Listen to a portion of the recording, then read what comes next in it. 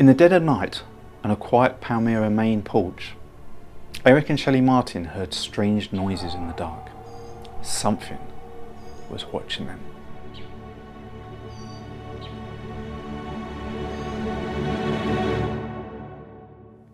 Deep in the heart of rural Maine, where the forests stretch endless and the nights feel like they could swallow you whole, lies a small town in Palmyra. It's a place where the grocery clerk knows your name and the woods seem to whisper secrets older than the town itself. In the spring of 2006, Eric and Shelley Martin, along with their 17-year-old daughter Chelsea, moved to a secluded farmhouse on Madawaska Road, chasing a quieter life. But what they found there instead was a nightmare. This is the story of the Palmyra wolves, and trust me, it will keep you up at night.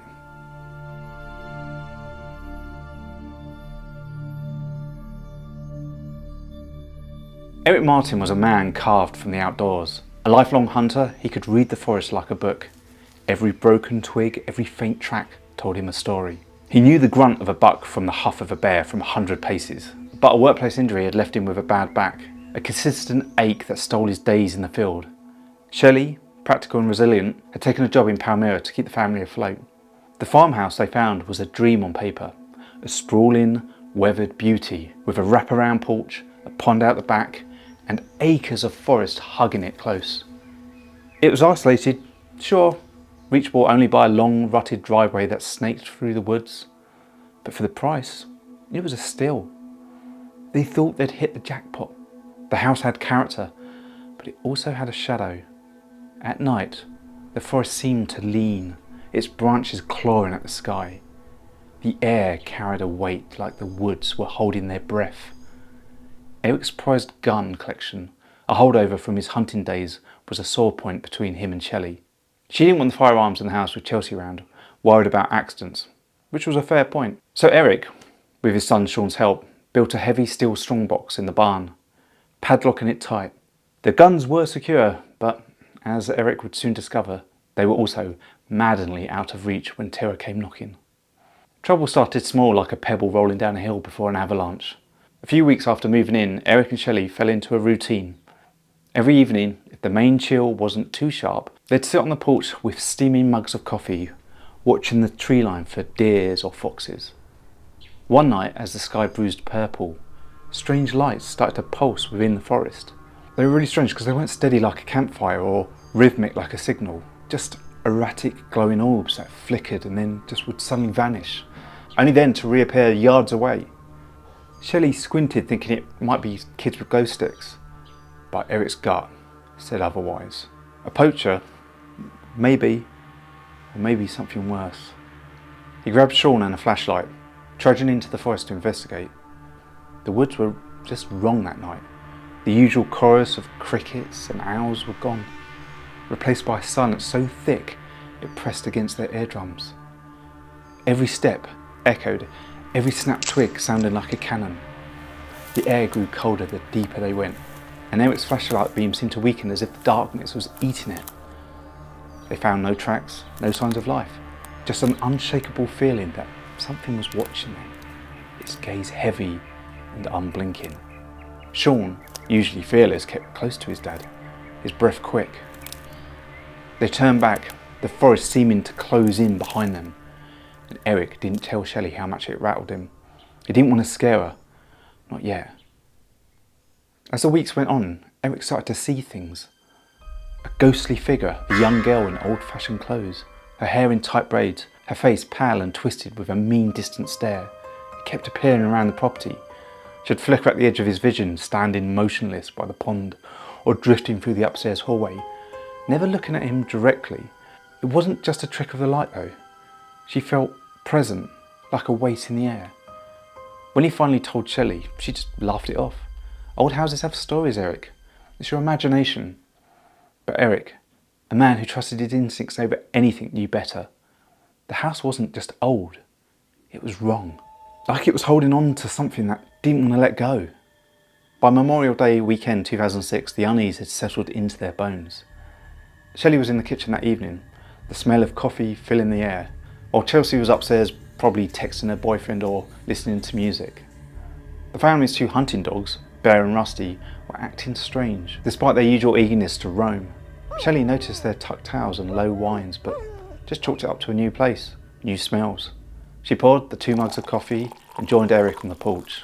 The late spring air crisp, but heavy, like a storm was brewing, even though the sky was clear. Eric was leaning against the railing, his eyes scanning the tree line, when he froze. "It's too quiet," he said, his voice low, like he was afraid to break the silence. Shelley frowned, about to tease him, when a faint rustle came from the tall grass beyond the yard. She grabbed her flashlight from the porch table, sweeping its beam across the field. Her breath caught. 3 sets of glowing green eyes stared back from the darkness, unblinking, predatory. They weren't deer, and they weren't bears. They were too big, too still. Before she could speak, a twig snapped to the left. She swung the light, catching another pair of eyes, then another to the right. 5 creatures, their forms shrouded in the mist, were circling the house, moving with a slow, deliberate grace that made her blood run cold. Eric grabbed her arm, his grip bruising. "Inside, now!" His voice was a growl, the kind you don't argue with. They stumbled into the house, slamming the door shut and putting the lock on.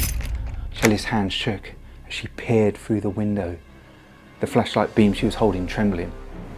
The creatures were still there, their eyes glinting like coins in the dark. Eric, his hunter's instincts screaming, knew these weren't normal animals. Their size, their coordination, it was just wrong, unnatural. And worst of all, his guns were in the barn, a 20-foot sprint across open ground with those things watching. Shelley bolted upstairs to Chelsea's room, shaking her daughter. "Get up, you need to see this," she hissed, her voice cracking. Chelsea, groggy and annoyed, stumbled to the window, rubbing her eyes. The 5 creatures were now lined up on the gravel path, their massive forms clearer in the moonlight. Then one of them stood. Shelley's knees buckled and she fell back, a gasp tearing from her throat. The thing was enormous, 7, maybe even 8 feet tall. Its body covered in short, sleek fur. One was light brown, the others darker shades of grey and black.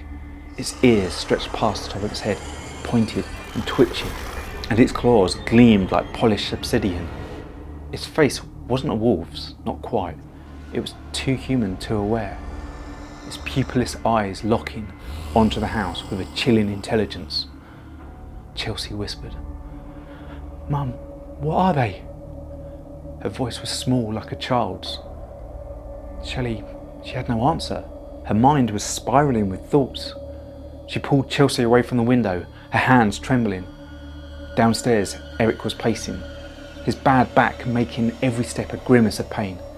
He felt gutted, a hunter stripped of his tools, a father unable to shield his family. The creatures hadn't moved, but their presence was a physical weight, like a hand squeezing on his chest. He glanced out the window and froze. They were gone. The gravel path was empty, the mist swirling where they'd stood. But before he could process it, heavy footsteps thudded on the wraparound porch. The wood groaned under the immense weight, and the sound of claws scraping against the siding sent ice down his spine. The creatures were circling the house, the movements synchronised, like a pack hunting prey. Shelley, upstairs, heard it too, her stomach lurching. "Eric, stay there!" she shouted. But he was already at the living room window, peering through the blinds. The motion sensor flicked on, and for a heartbeat, he saw one of them, its face inches from him, its eyes boring into his, its muzzle twitching as if it could smell his fear. Its breath fogged up the window, and Eric stumbled back, his heart hammering. He was helpless, and he hated it. The car was parked just outside. If he could just get to it, back up to the door, they could escape. It was a desperate plan, but it was all he had. He opened the door, looked out, and crept onto the porch. His bad back was still screaming with every step, his eyes darting into the darkness. The mist was thicker now, curling around the house like a living thing. He made it to the car, his fingers fumbling with the keys as he tried to get into the lock, when the motion sensor light blazed on again. One of the creatures stood just beyond the light's edge, its body hunched, muscles rippling under its fur. Eric froze, his breath shallow. It lunged, claws slashing the air, but stopped short as if the light burned it. It snarled a low, guttural sound that vibrated in Eric's chest, and he bolted back inside, slamming the door shut. Shelley upstairs was on the phone to 911, her voice shaking. "There are creatures outside our house, 5 of them. They're not animals, they're something else. Please send help." The dispatcher's tone was sceptical, almost patronising. "Ma'am, are you sure it's not a moose? Lock your doors, you'll be fine." The call ended, and Shelley felt a wave of despair crash over her. They were alone, abandoned in a house that suddenly felt like a trap. The family barricaded themselves in Chelsea's room, dragging her dresser and bed frame against the door. Shelley found Bear and Rusty cowering in the corner, their fur bristling. If those tough hunting dogs who'd faced down wild boars without flinching were terrified, what chance did they have? Eric grabbed a kitchen knife, its blade laughably small against whatever was outside. They took turns peeking out the window, watching the creatures returning to the gravel path. They would sit there patiently, their eyes never leaving the house. It was as if they knew the family were trapped, and they were savouring the wait. The night stretched into an eternity, each minute dripping with dread. Shelley kept replaying the creatures' faces in her mind, those pupilless eyes, that unnatural gait, the way it stood like a man but moved like a beast. Eric, racked with guilt, muttered about the guns in the barn, his voice hoarse. "If I'd just kept just one in the house." He trailed off, shaking his head. Chelsea, curled up on the bed, was silent, her face pale, her hands clutching her phone like a lifeline. The creatures didn't attack, but their presence was a constant pressure, squeezing the air from every room. Every creak of the house, every rustle outside made them flinch, their nerves frayed to breaking. Shelley tried to stay strong for Chelsea, but her own fear was a living thing, clawing at her insides. She thought of the ghostly girl Eric had seen, wondering if she'd been tied to this in some way, if the house itself was cursed. The forest beyond the window seemed alive, its shadows shifting, whispering. Once she swore she saw the girl standing among the creatures, her braided hair swaying in the wind, her eyes fixed on the house. But when she blinked, the figure was gone, leaving only the wolves. Hours bled into dawn, the sky lightening to a sickly grey. The creatures vanished as suddenly as they'd come, melting into the mist. Shelley and Eric waited, too terrified to move until the sun was high. Finally, they stepped outside, the air crisp and heavy with the scent of pine. The gravel path was littered with tracks, massive, dog-like prints with hooked claws, deeper and wider than any wolves. Eric knelt, tracing one of them with his finger, his face grim. They didn't belong to an animal he'd ever hunted. The family packed their essentials and left that day, piling into the car and driving to a motel as far away as they could. They sold the house as soon as they could, and they never looked back. Shelley later said the experience rewired her. She checks in with relatives whenever she leaves the house, haunted by the fear that those creatures might track her down. Eric, a man who has stared down bears without blinking, admitted he'd never known terror like that. Chelsea rarely speaks of it, but her eyes carry the shadow that wasn't there before. What were those things? Werewolves? Dogmen? Something older? Maybe something the forest had kept hidden for centuries? No one knows. The tracks were gone by the time anyone else looked, washed away by the rain or time. But the Palmyra wolves are out there, waiting in the dark. And if you ever find yourself at Madawaska Road at night with the forest pressing close, don't look too long at the tree line. You might see their eyes glowing back.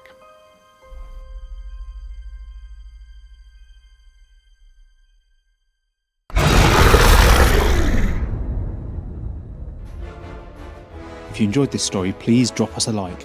And if you love horror, check out the world's first interactive horror movie on our Indiegogo page and sign up with your email to keep up to date.